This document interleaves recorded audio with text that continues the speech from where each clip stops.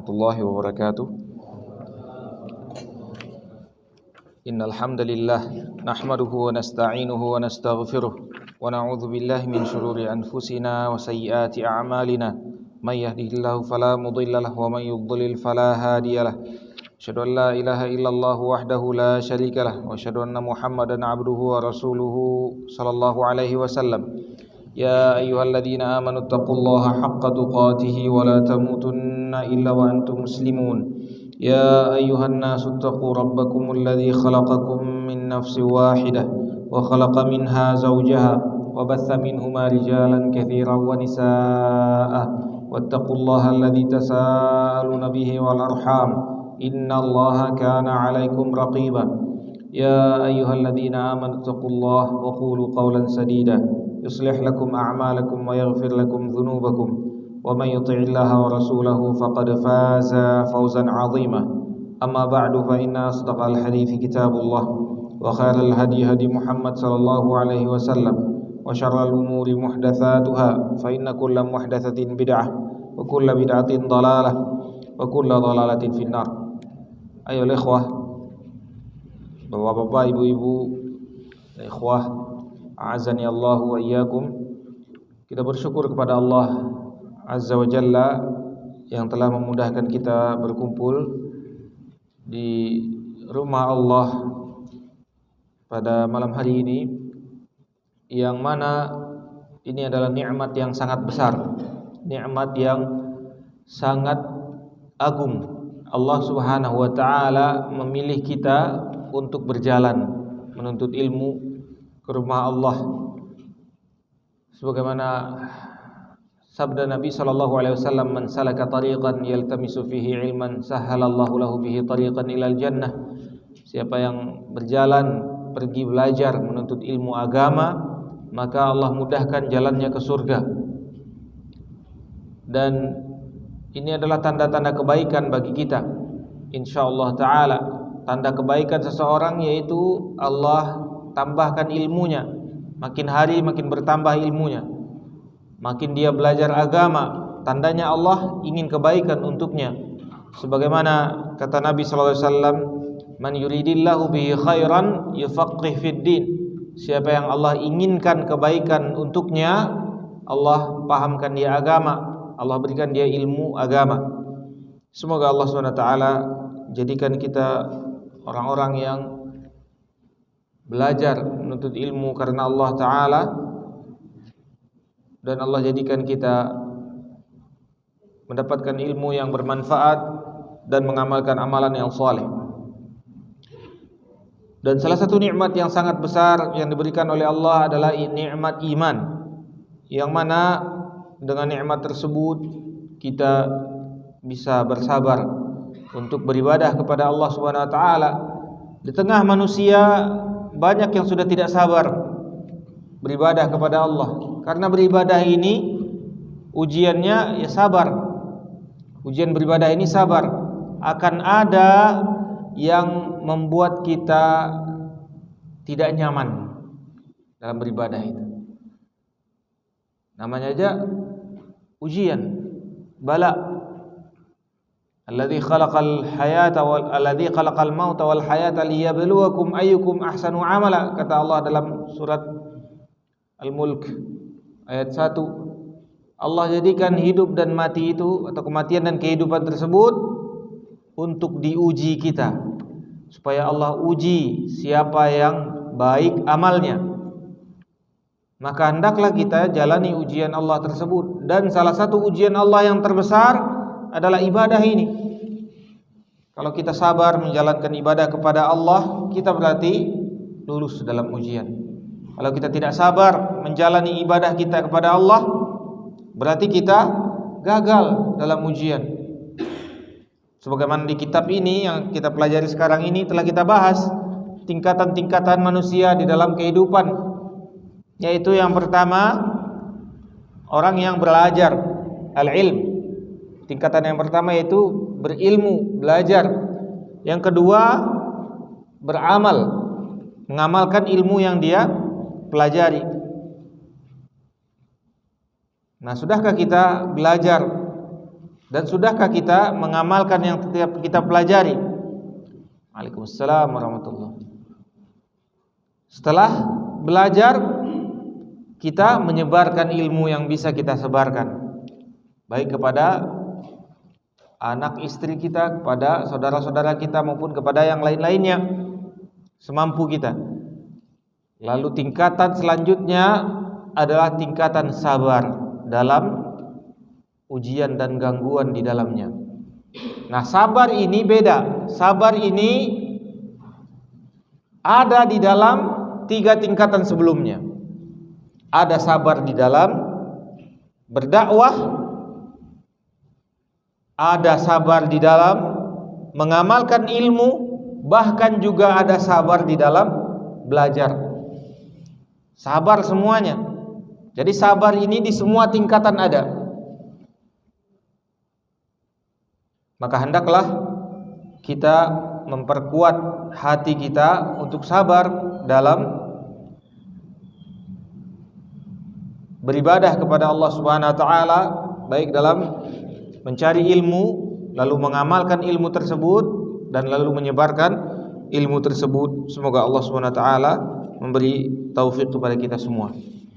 Telah kita bahas pertemuan kita sebelumnya mengenai al-khauf, mengenai ibadah hati,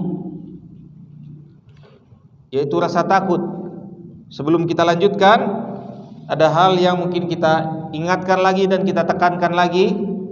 Rasa takut ini ada 2. Yang pertama, rasa takut ibadah. Yang kedua, rasa takut tabi'i. Dan rasa takut ibadah ini hanya boleh kepada Allah, yang di dalamnya ada rasa tunduk dan takut dan pengagungan dan pengakuan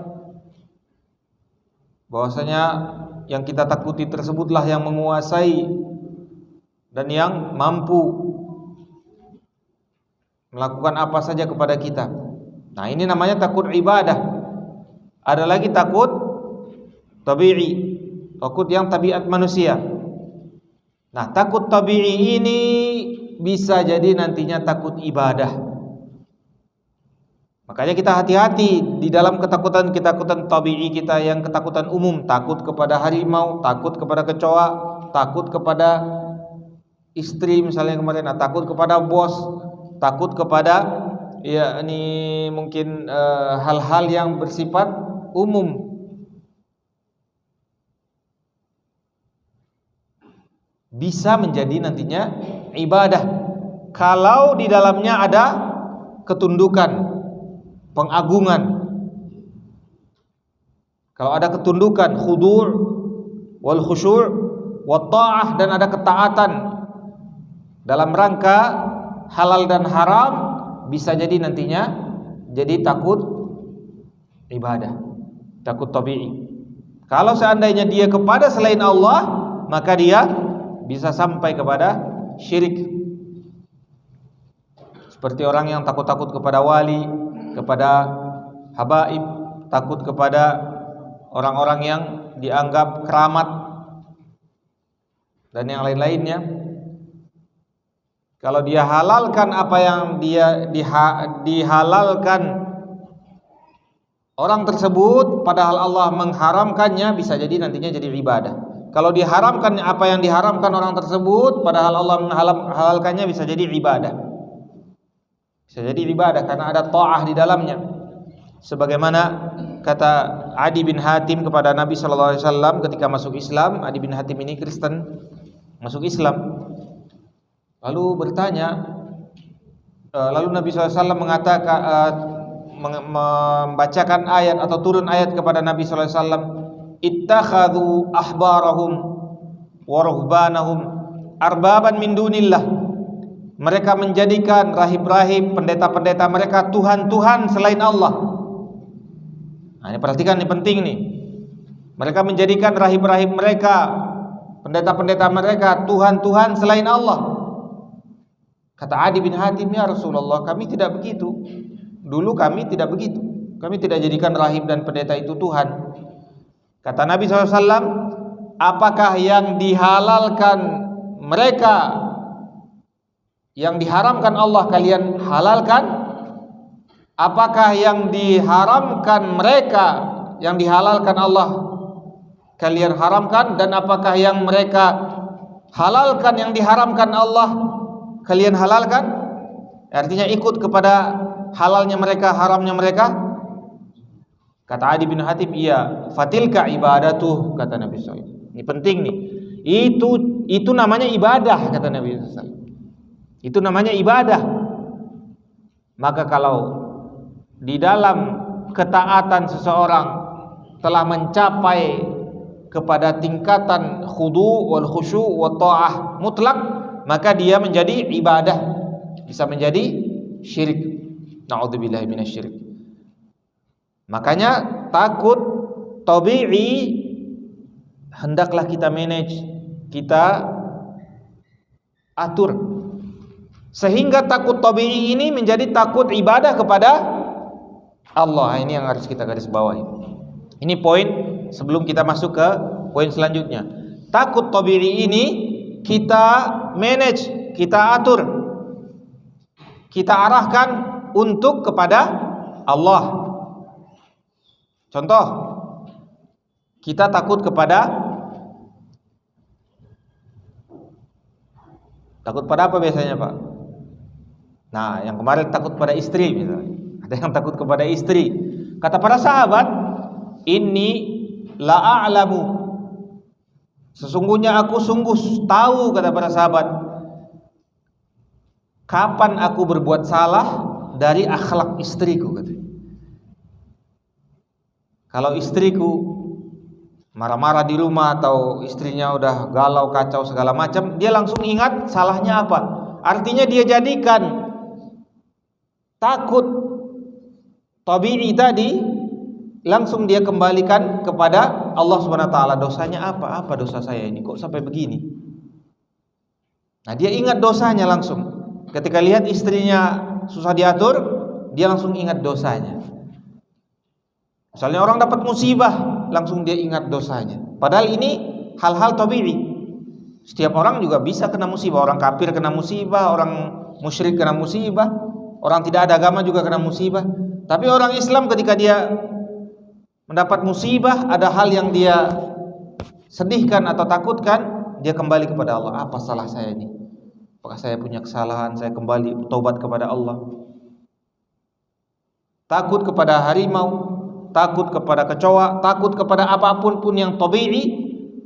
Lalu kita bayangkan bahwasanya Allah mampu untuk membuat hal-hal yang kita takutkan ini untuk memudaratkan kita. Maka makin dekat kita kepada Allah. Kita pakai ketakutan-ketakutan tabi'i tersebut untuk mendekatkan diri kita untuk takut kepada Allah. Nah, ini yang benar. Jangan dibalik. Yang takut tabi'i ini dijadikan takut ibadah. Iyadzan billah. Ini bisa jatuh kepada kesyirikan sebagaimana firman Allah Ta'ala, innama dzalikumus syaitan, sesungguhnya mereka itu syaitan, yukhawwifu awliya'ahu, mereka itu menakut-nakuti teman-temannya. Fala takhafuhum, kata Allah, jangan kalian takut kepada mereka. Wa khafuni, takutlah kepadaku, in kuntum mu'minin. Allah garis di bawahnya, Allah gariskan atau Allah tekankan, kalau kalian betul-betul beriman, takut padaku. Kalau kalian takut pada mereka, seakan-akan kalian rusak iman kalian. Maka bisa jadi seseorang itu ada rasa takut yang tiba-tiba saja. Misalnya dia tiba-tiba lewat di tempat lalu merinding, tapi langsung dia kembali kepada Allah. Yang dia takuti Allah. Kalau seandainya Allah membiarkan saya, tentu saya akan merasakan mudarat. Nah, dia kembali kepada Allah. Ada rasa ngeri, angker, segala macam, langsung dia ta'awudz, minta perlindungan kepada Allah. Artinya dia tidak takut yang terbesar yang dia takuti, yaitu Allah. Allah mampu membuat tempat-tempat angker tersebut memudaratkan dia. Makanya dia kembali kepada Allah. Allah bisa mengirimkan setan kepada dia, maka dia kembali kepada Allah supaya Allah tidak memudaratkan dia kepada hal-hal yang dia takuti selain Allah Subhanahu wa ta'ala. Kebayang udah bisa dipahami ya? Maka hendaklah kita manage rasa takut kita kembalikan kepada Allah Azza wa Jalla.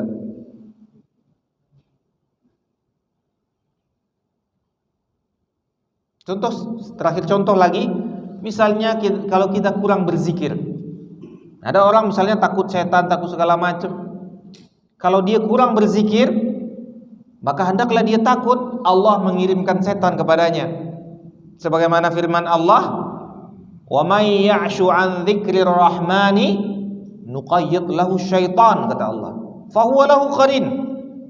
Siapa yang lalai berzikir kepada Allah, kepada Rahman, kami kirimkan setan kepadanya. Maka orang-orang yang takut diganggu setan, takut segala macam, hendaklah dia banyak berzikir kepada Allah. Karena bisa saja Allah kirimkan setan kepada dia. Makanya orang yang kesurupan segala macam kalau disuruh berzikir atau kita bacakan zikir itu cepat hilangnya. Karena mungkin itu musibah yang disebabkan dosa-dosa dia.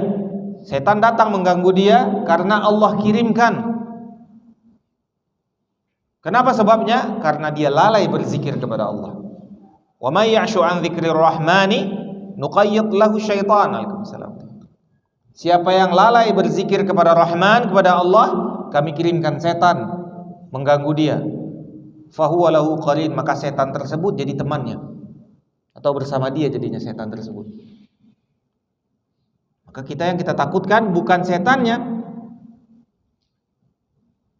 Yang kita takutkan Allah kirimkan setan tersebut kepada kita. Maka kita makin mendekatkan diri kepada Allah, bukan sebaliknya. Takut setan mendekatkan diri kepada setan. Seperti orang misalnya di pantai selatan takut setan, maka makin dia dekatkan dirinya kepada setan tersebut supaya setan tidak mengganggu. Simpelnya misalnya kadang-kadang lewat di jalan yang angker, yang merinding, kadang-kadang merinding, itu kan kenyataan. Lalu ngomong sama penghuni di situ, "Mbah, tolong saya, tolong jangan diganggu," segala macam. Itu tidak pantas. Ngapain manusia menghinakan diri kepada setan? Manusia menghinakan diri kepada Allah. Ya Allah, lindungilah aku ya Allah. Ya Allah, kalau memang ada setan di sini tolong lindungi aku ya Allah. A'udzu bikalimatillahi tammati min syarri ma khalaq. Aku minta perlindungan kepada Allah dengan kalimatnya yang sempurna terhadap semua apa yang Dia ciptakan. Setan juga ciptaan Allah. Ya kan?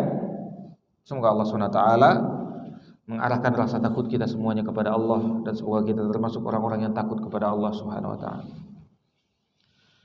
Baik, selanjutnya dalil raja'. Ibadah yang selanjutnya ibadah hati yaitu raja'. Dalilnya qauluhu ta'ala, "Faman kana yarju liqa'a rabbih falyamal 'amalan shalihan wa la yusyrik bi ibadati rabbih ahada." Surat Kahfi. Akhir surat Kahfi ayat 110. Allah berfirman, siapa yang berharap, nah ini digaris bawahi, berharap, dia berharap. Siapa yang benar-benar berharap pertemuan dengan Tuhannya, dengan Rabbnya, maka hendaklah dia falyamal amalan salihah. Nah, ini yang selanjutnya, ini yang harus kita cermati. Coba amati. Selanjutnya apa kata Allah? Wala yusyrik bi'ibadatihi ahada. Karena raja ini merupakan ibadah, jangan kalian bersekutukan Allah dalam raja ini. Rasa berharap ini nggak boleh disekutukan.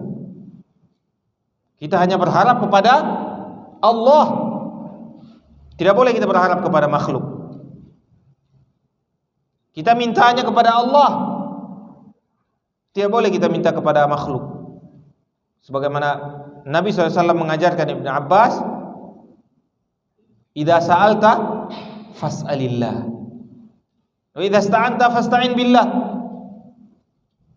Wahai anakku, kata Nabi SAW, kalau kamu minta kepada Allah, minta pada Allah, jangan minta pada makhluk. Kalau kamu minta pada Allah. Wa idza sa'alta fas'alillah, wa idza ista'anta fasta'in billah. Kalau kamu minta bantuan, minta dibantu dalam kesulitanmu, minta bantu kepada Allah. Nah, ini raja ini merupakan ibadah yang sangat agung, dan ini merupakan aslut tauhid, dasar fondasi tauhid. Sebagaimana khauf, raja, mahabbah, ini asal tauhid. Pondasi tauhid itu 3. Pertama, khauf. Yang kedua, raja. Yang ketiga, mahabbah, kecintaan. Yang mana yang 3-tiganya ini harus bersamaan. Raja ini asal tauhid, asasnya fondasi tauhid. Maka kalau kita keselewengkan kepada selain Allah, bisa berpotensi syirik. Tidaklah kita lihat kesyirikan-kesyirikan di lapangan atau di masyarakat,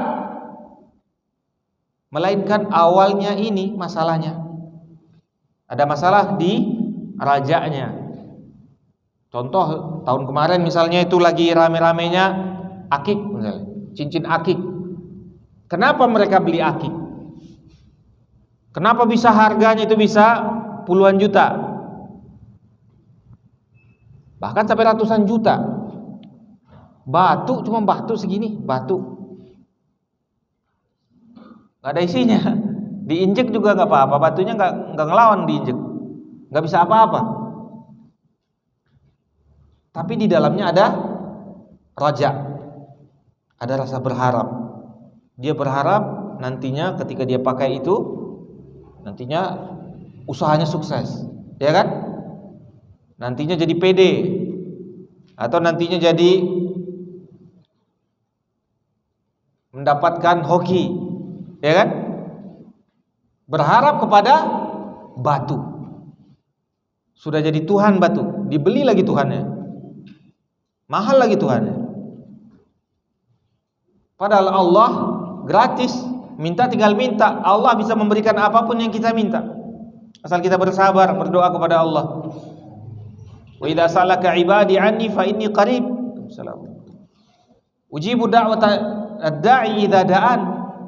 Kalau hambaku bertanya kepada engkau wahai Muhammad, katakan aku dekat, aku menjawab, mengijabahkan semua yang berdoa. Semua yang berdoa aku jawab, kata Allah. Idza da'ani, kalau dia minta. Tapi kalau enggak minta ya gimana? Kalau dia minta aku ijabah, kata Allah. Hendaklah kita banyak-banyak minta kepada Allah, berharap kepada Allah. Berharap kepada Allah tidak ada ruginya. Kalau tidak dapat di dunia, di akhirat pasti dikasih.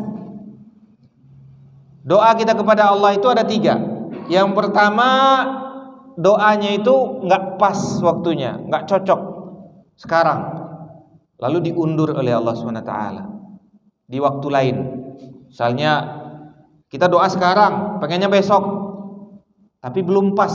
Allah lebih tahu kebaikan kita, bisa jadi diundur tahun depan baru dikasih, 5 tahun lagi baru dikasih, 10 tahun lagi baru dikasih. Allah yang lebih tahu. Karena kasih sayang Allah, maka Allah berikan pada waktunya.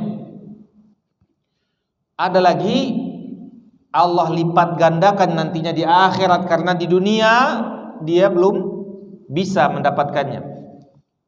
Maka Allah lipat gandakan nantinya di akhirat, sebagaimana yang ma'ruf, perkataan yang tersebar diriwayatkan dari Umar.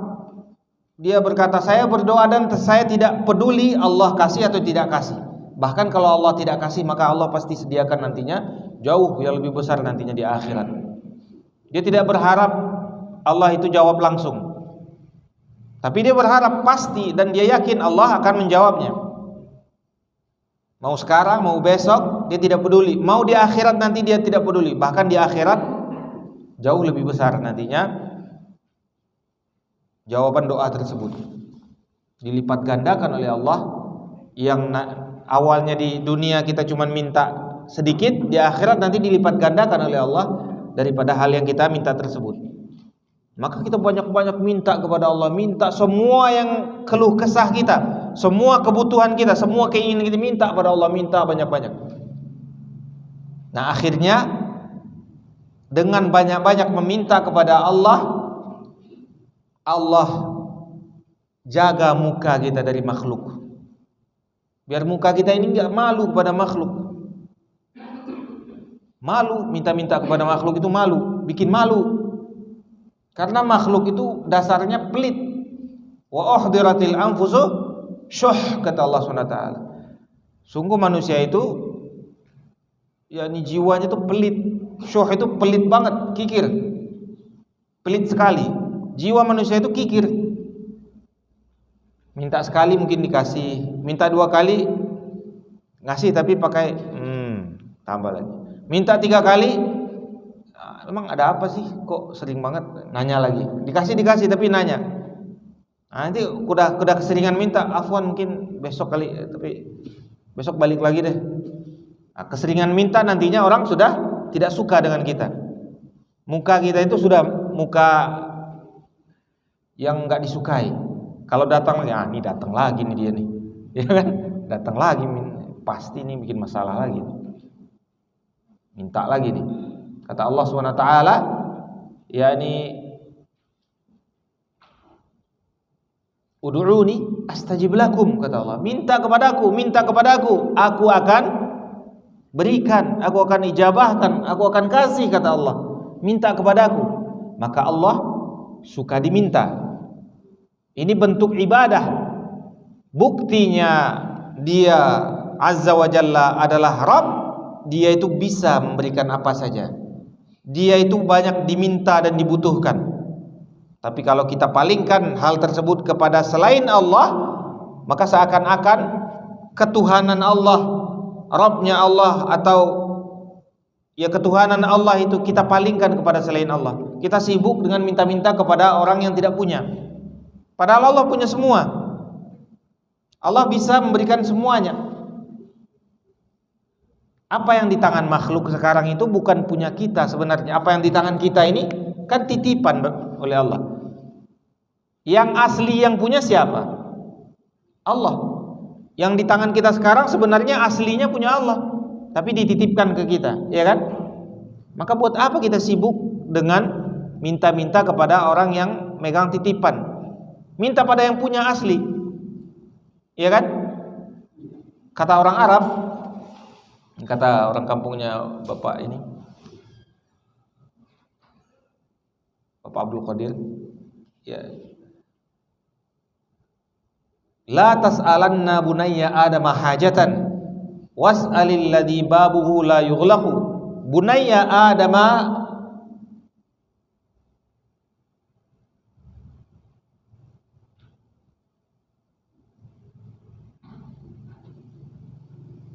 la tas'alanna bunayya adama hajatan was'alil ladzi babuhu la yughlaqu. Allahu yaghdabu in taraktu tasu'alahu wa bunayya adama in sa'alta yaghdabu. Jangan pernah kalian meminta kepada anak-anak Adam kebutuhan kalian. Jangan pernah minta kepada manusia ini kebutuhan kalian. Ini kata orang Arab. Mintalah kepada zat yang pintunya tidak pernah dikunci. Yang pintu manusia ini sekali diketok dibuka, 2 kali dibuka, besok-besoknya enggak dibuka lagi pintu, dikunci. Minta kepada pintunya yang tidak pernah ditutup, yaitu Allah SWT. Allah marah kalau kalian tidak meminta. Allah marah kalau kita tidak minta. Maka kita harus banyak-banyak minta. Kalau kita tidak minta, Allah marah. Tapi kalau anak Adam, kalau kita minta dia marah. Kebalik. Makin kita banyak minta kepada anak Adam, makin dia marah. Makin kita banyak minta kepada Allah, makin Allah ridho kepada kita. Kenapa kita minta kepada sesuatu yang ujung-ujungnya bakal marah pada kita? Kenapa kita tidak minta kepada zat yang makin kita minta dia makin ridho? Malahan kalau kita diam, Allah marah. Allah suruh kita minta. Allah ingin kita banyak-banyak meminta kepada Allah SWT. Dan ini bukti penghambaan diri, penghinaan diri. Kalau kita sibuk meminta kepada selain Allah, ini bisa jadi nantinya rusak tauhid kita, rusak akidah kita. Karena kita sudah sibuk meminta kepada zat yang dia, atau kepada orang-orang yang dia tidak punya sebenarnya.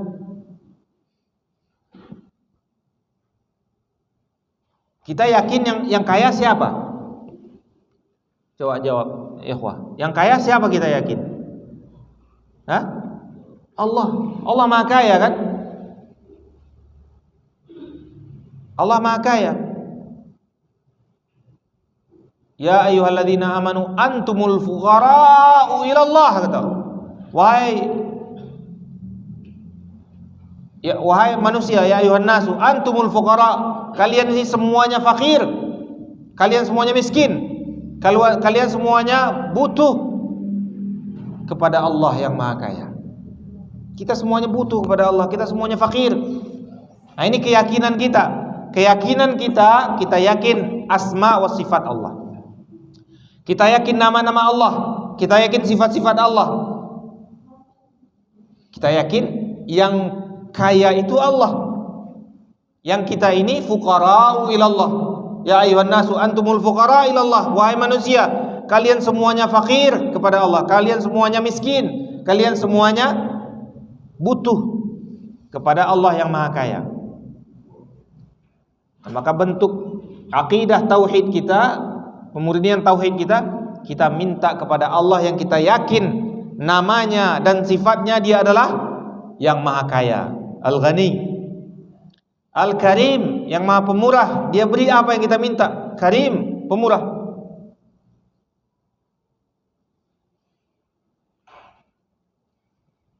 Nah, maka kita harus banyak-banyak berharap kepada Allah Subhanahu wa taala. Kalau kita sudah mulai berharap kepada makhluk, nanti ujung-ujungnya, akhir-akhirnya nantinya bisa kita jatuh kepada kesyirikan. Bisa jadi makhluknya makhluk yang masih hidup, apalagi makhluk yang sudah mati. Misalnya seperti wali-wali, seperti orang-orang soleh, seperti para nabi. Para nabi saja tidak boleh kita berharap kepada mereka dalam hal yang meminta hajah kebutuhan kita. Walhal wala ilaha illallah. Miris sekali kita lihat yang nyuruh sekarang minta kepada nabi ini asatizah, ustad-ustad, kiai-kiai. La ilaha illallah. Dicontohin di TV, di YouTube, segala macam. Dicontohin, ya Rasulullah, tolong kami ya Rasulullah, bantu kami ya Rasulullah. Rasulullah udah mati, udah meninggal. Apalagi mau diminta? Udah meninggal, udah dikubur. Terus orang hidup ada nih. Ini saya menarik sekali, salah satu ustadz menjelaskan ke saya, kalau kita punya akal sehat ya, kalau punya akal sehat,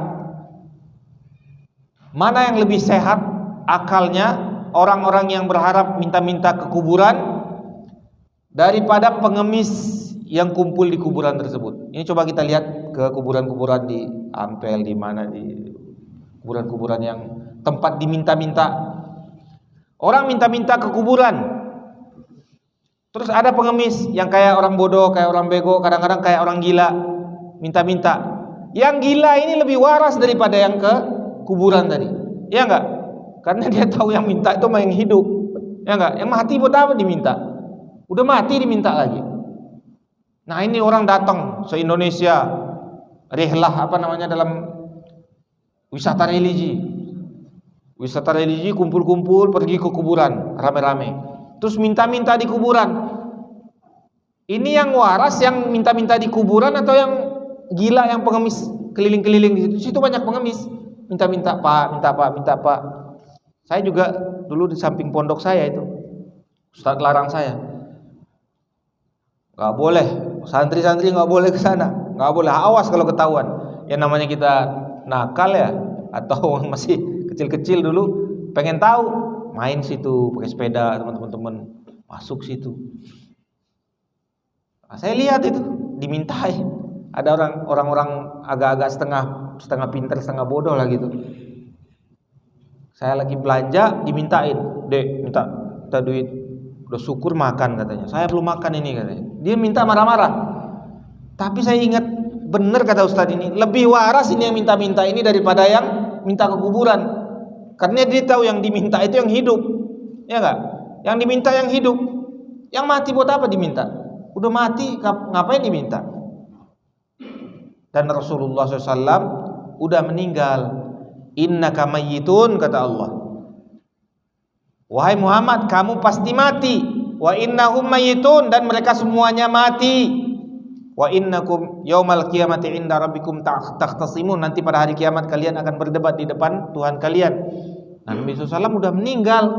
Yang bilang Allah, Nabi SAW udah mati. Jangan diminta lagi. La ilaha illallah. Minta, ya Rasulullah, tolong kami ya Rasulullah. Ada lagu-lagu, dilagu-laguin lagi. Yang lagi rame lagu-lagu Allah, Allah, aghithna ya Rasulullah, tolong kami ya Rasulullah. Aghithna itu istighatsah itu kepada Allah. Gak boleh istighatsah kepada makhluk. Aghithna ya Rasulullah, kata, tolong kami, tolong dalam keadaan sempit, itu istighatsah itu. Istighatsah kepada Rasulullah. Rasulullah kan dikubur, udah meninggal. Dan Nabi SAW tidak tahu apa yang terjadi di bumi. Yang ajibnya ini, di masjid-masjid di Jawa atau masjid-masjid di sini di Jabodetabek, Nabi SAW datang katanya. Ya gimana Nabi SAW datang? Kalau mau datang mending datang ke kampungnya. Ngapain datang sini jauh-jauh begini? Naik apa? Mending datang ke kampungnya. Mending datang ke Masjid Nabawi, ya kan? Kalau mau datang bukan antum yang didatangin, keluarganya yang didatangin dulu. Keluarganya aja nggak ketemu. Ada Fatimah, ada Ali, ada Abbas pamannya. Nggak ada yang didatangin Nabi satupun. Ada sahabat-sahabatnya, berapa banyak itu? Ratusan ribu para sahabat. Nggak ada yang didatangin Nabi. Nah ini ajib. Sebagian tamat yayan ketemu Nabi, atau jadi kiai kok pondok ketemu Nabi, katanya Nabi datang. Subhanallah. Nah lalu dia berharap, minta-minta kepada Rasulullah. Nggak boleh minta-minta kepada malaikat, nggak boleh. Sebagaimana kita baca sebelumnya. Ini sebelum azan mungkin kita baca. Ingat nggak yang tidak sebelumnya kita baca? La malakun muqarrabun, ibadah hanya ikhlas kepada Allah. Itu nomor berapa itu?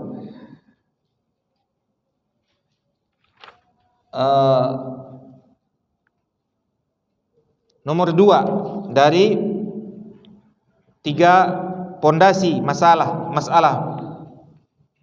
Al-ula annallaha khalaqana. Yang kedua, annallaha la yarda. Allah tidak ridha an yusyrika ma'ahu ahadun min ibadihi aw fi ibadatihi. Allah tidak ridha disamakan atau dipersekutukan dengan satu apapun di dalam ibadah kepada Allah. Raja dan berdoa itu merupakan ibadah. La malakun muqarrabun, kata Syekh, tidak kepada malaikat-malaikat yang didekatkan oleh Allah. Tidak boleh kita mempersekutukan Allah kepada atau dengan malaikat-malaikat yang didekatkan pada Allah. Wala nabiyyun mursal, dan tidak juga nabi-nabi yang diutus. Tidak boleh menjadi sekutu-sekutu Allah. Dan wajib kita tetapkan mereka itu adalah hamba-hamba Allah. Hamba-hamba Allah. Dan kesyirikan orang Kristen, kesyirikan orang Nasrani, ini awalnya. Pengagungan Nabi Isa di atas dari derajat beliau alaihissalam. Lalu mulai berdoa kepada Nabi Isa, meminta kepada Nabi Isa, menganggap Nabi Isa bisa dipanggil atau berseru, wahai Yesus, wahai Yusha, wahai Yusha, dan yang lain-lainnya. Dia minta-minta kepada Nabi Isa. Ini sudah mulai di umat ini, sudah mulai di Islam ini. Orang manggil-manggil Rasulullah, ya Rasulullah, ya Rasulullah, minta-minta ya Rasulullah, berharap kepada Rasulullah. Tidak boleh kepada malaikat, tidak boleh kepada nabi, tidak boleh, apalagi cuman kepada wali-wali atau kepada kiai-kiai yang sudah meninggal, habib-habib yang sudah meninggal. Ini lebih rendah lagi daripada malaikat, lebih rendah lagi daripada para nabi. Mereka aja belum tahu masuk surga udah diminta. Kalau mereka masuk neraka gimana? Kita tahunya di mana dia masuk surga? Oh, keluarga Nabi, Abu Jahal, Abu Lahab, keluarga Nabi. Gimana? Ya, wallahu taala alam. Kita cukupkan sampai di sini atau kita sambung habis azan insyaallah. Tanya jawab. Sallallahu alaihi wa Muhammad.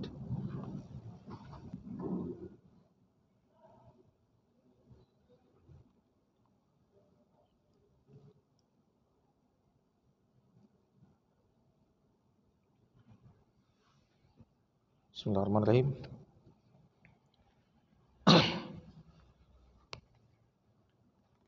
Alhamdulillahirabbil alamin wassalatu wassalamu ala Rasulillah wa ba'd. Kaum muslimin yang dimuliakan Allah Subhanahu wa taala, maka berharap tersebut merupakan ibadah yang sangat agung kepada Allah Subhanahu wa taala, dan ini merupakan bentuk tauhid, bentuk akidah atau tauhid iman kita kepada Allah Subhanahu wa taala yang wajib kita pelihara. Yang mana kita hanya berharap kepada Allah Subhanahu wa taala baik kebaikan dunia kita maupun kebaikan akhirat kita lebih-lebih lagi. Dan hendaklah kita sedikit-sedikit atau menjauhi, berusaha menjauhi meminta kepada makhluk sebagaimana petunjuknya para sahabat. Sebagian sahabat tersebut jatuh pelecut kudanya, dia tidak minta kepada satu orang pun, melainkan dia sendiri minta kepada Allah. Dia berdoa, ya Allah, pelecut kuda saya jatuh, saya lalu diambil. Berdoa kepada Allah. Sebagian kaum muslimat, ibu-ibu, ini kan ada ibu-ibu juga, ibu-ibunya para sahabat, garamnya habis di dapur, kan dia tinggal ke pasar, tapi dia doa dulu. Dia doa kepada Allah, ya Allah, berikanlah saya garam, ya Allah, berikanlah saya kebutuhan saya. Lalu dia pergi ke pasar, tapi tetap hatinya berharap kepada Allah Subhanahu wa taala. Apapun yang dia lakukan dari hal-hal duniawi mereka gantungkan harapan hati mereka kepada Allah Subhanahu wa taala. Ini merupakan ibadah yang harus kita jaga di dalam hati kita. Sehingga ketika kita berharap kepada Allah Subhanahu wa taala, Allah Subhanahu wa taala Karim. Allah Maha Pemurah, Dia akan berikan kepada kita apa yang kita harapkan. Dan bahkan Allah Subhanahu wa taala telah menyediakan kepada kita mala ainun ra'at, yaitu surga yang belum pernah dilihat oleh mata, wala udhunun sami'at, belum pernah telinga mendengar keindahannya, wala yakhtaru ala qalbil bashar, tidak pernah terbayangkan oleh hati-hati manusia. Jadi bagaimanapun kita berharap kebaikan, berharap nikmat-nikmat dari Allah, maka nikmat Allah yang disediakan untuk kita jauh lebih besar daripada harapan-harapan kita yang ada di hati kita. Maka hendaklah kita jaga rasa berharap ini kepada Allah Subhanahu wa taala. Mungkin kalau ada sebelum kita sholat, kalau ada pembahasan, diskusi, silakan mengenai rasa berharap. Dan berharap ini juga ada dua. Ada yang tabi'i, ada yang ibadah. Kalau dia sudah sampai kepada ibadah, maka menyelewengkannya kepada selain Allah termasuk syirik. Ada yang pawang hujan misalnya. Jadi berharap nantinya minta-minta kepada selain Allah, berharap untuk diturunkan hujan. Atau datang ke pantai selatan misalnya, berharap keberkahan. Datang kepada gunung-gunung, lalu dia minta kepada penghuni gunung tersebut untuk memberikan kebutuhannya. Atau kepada manusia, ada sebagian manusia yang diharapkan berkahnya. Ini penting, ini tabaruk ini juga penting ini. Ada yang berharap berkah dari makhluk, diambil bajunya atau bekas-bekas minumnya dan yang lain-lainnya, berharap ada berkah di dalamnya. Ini harus ada dalil. Dalilnya mana? Kalau tidak, ini tidak boleh. Tidak boleh. Yang boleh cuman diambil berkah tubuhnya Rasulullah. Tubuhnya Rasulullah. Adapun tubuh selain Rasulullah sallallahu alaihi wasallam diambil berkah, dalilnya mana? Jangan sampai kita berharap kepada makhluk selain Allah Subhanahu wa taala. Kita mengharapkan hal-hal yang tidak diperintahkan kita mengharapkannya. Baik, ada pertanyaan sebelum kita salat? Ada pertanyaan? Atau kita lanjutkan sedikit? Lanjutkan sedikit, ada? Enggak, silakan.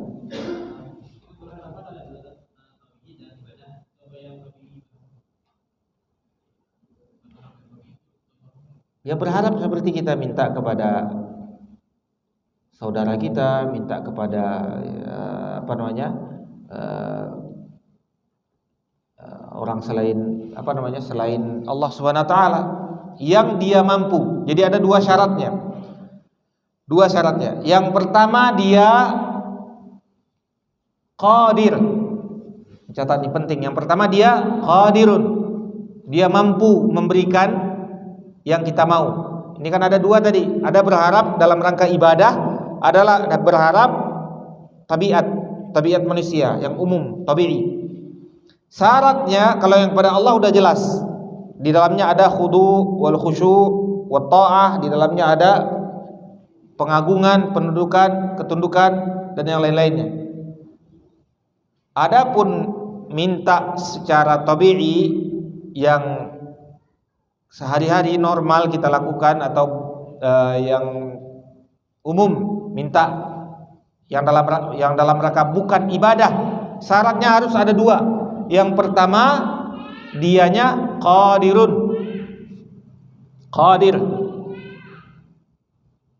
mampu. Yang kedua, atau kita contohkan dulu, dia mampu. Misalnya nih, saya minta kepada salah seorang, siapa yang saya tahu namanya di sini, Bapak Abdul Qadir misalnya. Saya berharap dia berikan saya berkah.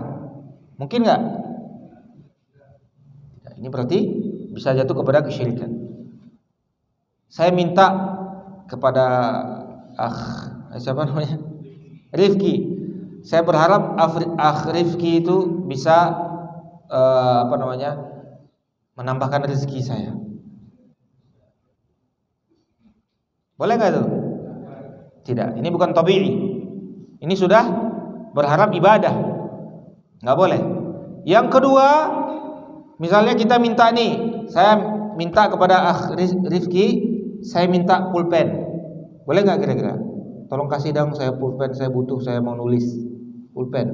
Tapi dianya ada di Mekah, saya di sini, dan tidak pakai wasilah apa-apa, cuma ngomong aja, tutup mata, berikanlah saya pulpen. Nah, itu namanya juga tidak dibolehkan, karena ini termasuk nantinya perkara ghaib, masuk ke dalam hal-hal ghaib, kita minta kepada yang ghaib. Nah, tidak boleh kita minta kepada orang yang tidak mampu memberikan. Yang kedua, dia tidak hadir di hadapan kita. Dan ini yang terjadi, sebagian kaum muslimin ada yang ketika dia mau meminta sesuatu, dia lihat foto gurunya. Dia minta hajahnya, kebutuhannya. Nah, ini tidak boleh. Kalau dia tidak ada di tempat, maka tidak boleh kita minta kepada dia. Dan kalau dia tidak mampu, di luar kemampuannya, maka juga tidak boleh kita minta hal yang di luar kemampuan. Termasuk juga di dalamnya minta ilmu-ilmu kanuragan misalnya, atau minta kesaktian, ya kan? Ada biasanya murid minta pada gurunya kesaktian, minta karomah, minta dan yang lain-lainnya itu. Nah, ini tidak boleh, karena ini kan bukan tabi'i, bukan kemampuan manusia memberikan berkah, menambahkan rezeki. Nah, Ustaz, misalnya ketemu sama Ustaz, tolong ya saya biar bisa sukses, Ustaz. Kalau minta doa nggak apa-apa. Kalau minta doa karena dia mampu. Minta doa boleh, tapi ini bukan kebiasaan kata para ulama. Kalau sekali-sekali boleh, tapi ini bukan kebiasaan, karena yang lebih baik itu minta itu kita pribadi. Ada orang minta kepada ulama, Syekh tolong doakan saya begini-begini. A'ambiya anahnu, katanya. Apakah kami ini nabi ini minta-minta kepada minta sendiri? Boleh. Iya, kalau bolehnya boleh, tapi ini bukan hadiyunya salaf, bukan kebiasaannya para salaf. Boleh. Nabi SAW pernah mengatakan kepada Umar, la tansana min du'aika ya ukhayya. Umar ingin pergi safar, jangan lupa doa engkau wahai saudaraku, kata Nabi SAW, mengingatkan bahwasanya doa orang safar tersebut mustajab. Tapi bukan kebiasaan tiap hari. Ada orang mau apa aja kumpulin orang buat doa, mau apa aja kumpulin orang buat doa. Ini bukan kebiasaan para salaf, bukan hal yang biasa terjadi gitu, bukan hal yang dirutinkan. Sekali-sekali boleh, apalagi minta doa ke orang tua, misalnya minta doa ke orang yang dianggap soleh. Ini sekali-sekali boleh, tapi bukan hal yang utama. Yang utama kita sendiri, sebagaimana firman Allah Ta'ala, ammay yujibul muttarra idza da'ahu wa yakshifus su'a wa yaj'alukum khulafa a ilahun ma'allah. Siapa yang lebih cepat menjawab orang yang sedang muttar. Muttar ini orang sedang terjepit. Jadi yang diminta itu berdoa siapa? Orang yang lagi terjepit, bukan orang yang terjepit ini minta tolong doain. Ammay yujibul muttarra idza da'ahu wa yakshifus su', dia hilangkan semua kesulitannya. Siapa ammay yujibul muttarra, siapakah yang lebih cepat menjawab doanya orang yang lagi muttar. Muttar ini orang lagi sempit, dia cepat berdoa kepada Allah. Nah, ini doa yang paling cepat istijabahnya Allah. Kalau sekarang kita kadang-kadang mau ujian nyari ustaz tolong doain. Yang lagi sulit kan dia. Ustaz mah paling-paling doa sambil ketawa juga kadang-kadang bisa jadi. Tapi kalau dia kan lagi betul-betul stres mikirin kan. Tapi kalau orang sakit, orang tua udah nggak kuat Ustaz. Biar gimana? Tapi biar meninggal boleh nggak Ustaz? Doain cepat meninggal. Jadi kadang udah gawat nggak bisa. Kalau baiknya kata Nabi SAW doanya, Allahumma ahyini in kana al hayatu khairan li wa amitni in kana al mauta khairun li. Ya Allah, hidupkanlah aku kalau seandainya hidup adalah lebih baik untukku, dan matikan aku kalau seandainya mati itu lebih baik untukku. Itu doa kata Nabi SAW. La yatamanna ahadukumul maut. Janganlah seseorang di antara kalian berharap mati. Ini berharap mati ini enggak boleh. Fa in kana labud, kalau seandainya memang harus udah enggak mungkin rasanya dia hidup, hendaklah dia berdoa, ya Allah, jangan ngatur tapi dia doa, jangan minta tapi dia minta pilihan. Ya Allah, kalau seandainya hidup lebih baik untukku, hidupkanlah aku. Kalau seandainya mati lebih baik untukku, maka matikanlah aku. Artinya dia tidak minta bil jazm, minta langsung mati gitu enggak boleh. Kalau minta mati, ya Allah matikan dia ya Allah, atau matikan saya ya Allah, itu enggak boleh kata Nabi SAW. Minta mati langsung enggak boleh, tapi minta dipilihkan yang terbaik boleh. Doanya itu doa ma'tsur. Allahumma in kana al hayatu khairan li fa ahyini. Ya Allah, kalau seandainya hidup lebih baik untukku, maka hidupkan aku. Kalau seandainya mati lebih baik untukku ya Allah, maka matikanlah aku. Nah, ini boleh. La yatamanna ahadukumul maut lidurrin asabahu. Nabi SAW mengatakan jangan sampai seseorang mengharapkan mati karena dia merasakan mudarat atau sakit atau kesusahan atau kesulitan yang menimpa dia. Apapun yang menimpa kita, jangan pernah kita minta mati. Minta mati jangan. Atau minta supaya yang sakit itu mati cepat. Ini enggak boleh. Ini lihat orang mati, ya Allah matikan dia, matikan dia. Nanti orangnya ngomong, saya enggak mau. Gimana kalau orangnya enggak mau gimana? Ya kalau dijawab nanti saya enggak mau mati kok, saya didoain. Ini orang tua udah nggak sanggup Ustaz. Dia yang kuat kesian gitu. Bagaimana Ustaz? Tidak sanggup. Atau lagi sakratul maut. Kalau lagi sakratul maut, itu kita disunnahkan membaca talqin. La ilaha illallah banyak-banyak. Baca talqin. Bisa jadi orang yang dianggap sakratul maut tahu-tahu hidup lagi. Ada di zaman Nabi SAW, dia sudah minta dibagi warisannya. Mau dia kasih semuanya kepada orang miskin. Kata Nabi SAW, sepertiga aja, sepertiga udah banyak, nggak boleh lebih. kata Nabi SAW. Bisa jadi kamu nanti panjang umur, kata Nabi SAW. Tahu-tahu nggak jadi mati dia, panjang umurnya, hidup lagi dia. Akhirnya dia tinggalkan sepertiga untuk disedekahkan setelah dia meninggal. Dia mau sedekahkan semuanya, dia mikir dia udah mau mati, tahu-tahu hidup lagi, panjang umurnya. Sampai Nabi SAW meninggal dia masih hidup.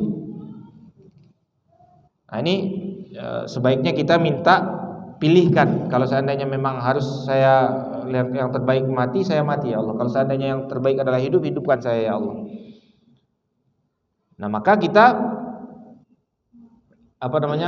banyak-banyak berdoa kepada Allah SWT. Tadi sampai pembahasan kepada bahwasanya kita tidak boleh minta kepada seseorang yang tidak mampu memberikan, dan juga orang tersebut tidak berada di hadapan kita. Maka tidak boleh kita minta kepada orang yang tidak mampu tersebut. Dia kemampuan itu dua, mampu dalam hal memberikan yang kita minta, dan mampu karena dia berada di tempat tersebut. Kalau dia mampu dua-duanya, tetap saja minta itu makruh. Karena nantinya kata Nabi SAW, orang yang sering minta-minta nanti datang pada hari kiamat mukanya nggak ada lagi dagingnya, hilang daging mukanya. Karena minta-minta ini nggak baik, suka minta-minta itu nggak baik. Bahkan sebaiknya kita itu ngasih, jangan minta. Kita usahakan kita ngasih. Kalau kita tidak mampu ngasih, ya minimal kita nggak minta. Karena minta-minta itu nanti pada hari kiamat, orang yang sering minta-minta dan kebiasaan dia suka minta-minta, datang pada hari kiamat, laisa ala wajhihi muz'atul lahmin, kata Nabi SAW, tidak ada di wajahnya daging sedikit pun, datang cuman mukanya tengkorak saja. Karena seakan-akan dia nggak tahu malu minta-minta kepada makhluk. Semoga Allah SWT lindungi kita, jauhkan kita dari minta-minta kepada makhluk, agar kita cuma hanya meminta kepada Allah saja. Nah, dan minta kepada Allah yang paling penting atau yang paling bagus adalah orang yang lagi terjepit tersebut. Orang yang lagi kesulitan, dia langsung minta. Amma yujibul muttarra idza da'ahu. Siapa yang lebih cepat menjawab orang yang lagi muttar, lagi kesempitan. Kalau kita lagi merasakan sempit, nah itu saat-saatnya kita mengeluarkan jurus kita. Karena itu adalah silahul mukmin. Doa itu adalah silah mukmin. Doa adalah senjatanya orang beriman. Ketika kita lagi kesulitan, kesempit, senjata kita keluarkan cepat. Langsung keluarkan senjata kita. Seakan-akan perlindungan orang beriman itu, atau senjatanya yang akan melindunginya itu adalah doanya. Dalam hadis, doa silahul mukmin. Doa itu adalah senjatanya orang beriman. Kalau kita lagi kesempitan, jangan cari ustadz, jangan cari kiai, jangan kumpulin orang supaya mendoakan kita, jangan. Ini bukan kebiasaan para salaf. Para salaf ada minta doa, tapi sekali-sekali aja. Misalnya doa istisqa, hujan itu sudah benar-benar nggak ada hujan, dan betul-betul mereka itu sudah doa-doa belum turun juga hujan. Nah, cari orang soleh yang kira-kira paling soleh di situ, lalu kita sama-sama istighfar minta ampun pada Allah, lalu dia yang doa. Sekali-sekali, bukan tiap hari begitu. Sekali-sekali, hal-hal yang cuman mendesak saja. Adapun sehari-harinya para sahabat itu mereka masing-masing berdoa, minta sendiri-sendiri. Dan kita minta sendiri kepada Allah. Jangan kita minta kepada orang soleh, jangan kita minta kepada orang yang kita anggap lebih mulia dari kita. Kalau seandainya iblis saja, ini coba perhatikan penting ini. Iblis saja doa sama Allah, antum kenapa nggak doa? Iblis doa nggak sama Allah? Doa. Kata iblis, ya Allah, panjangkanlah umurku ila yaumi yub'atsun. Allahumma anzirni ila yaumi yub'atsun. Ya Allah, panjangkanlah umurku sampai hari kebangkitan. Lalu di ayat lain, fala tajidu sauzayyinanna lahum fil ardi wa la ughwiyannahum ajmain, dan akan aku hiasi hal-hal di bumi ini dan akan aku sesatkan mereka semuanya, kata. Karena dia doa niatnya jelek, tapi tetap dia doa. Walaupun jelek niatnya, dia tetap doa, tahu tempat doa pada Allah. Ini yang minta doa kepada orang mati ini, iblis saja lebih pintar dari dia. Ya kan? Iblis saja tahu tempat doa. Iblis tahu doa sama Allah. Ini doa sama orang mati. doa sama para malaikat, pada wali, kepada para nabi yang sudah meninggal. Ini akalnya lebih rendah daripada iblis. Iblis saja minta sama Allah. Nah, maka kita kalau kita lagi sempit, kita berharap kepada Allah, minta kepada Allah, maka ini merupakan yakni iman dan tauhid kita kepada Allah. Semoga Allah SWT memberikan kepada kita kemudahan agar kita selalu meminta kepada Allah, dan semoga Allah SWT kuatkan kita selalu di atas iman dan berikan kepada kita iman yang benar dan jauhkan kita dari syirik. Kita cukupkan sampai di sini. Wabillahi taufiq wal hidayah. Sallallahu ala nabiyina Muhammad wa ala alihi wasallam. Wa akhiru da'wana alhamdulillahirabbil alamin. Subhanakallahumma bihamdika asyhadu an la ilaha illa anta astaghfiruka wa atubu ilaik. Assalamualaikum warahmatullahi wabarakatuh.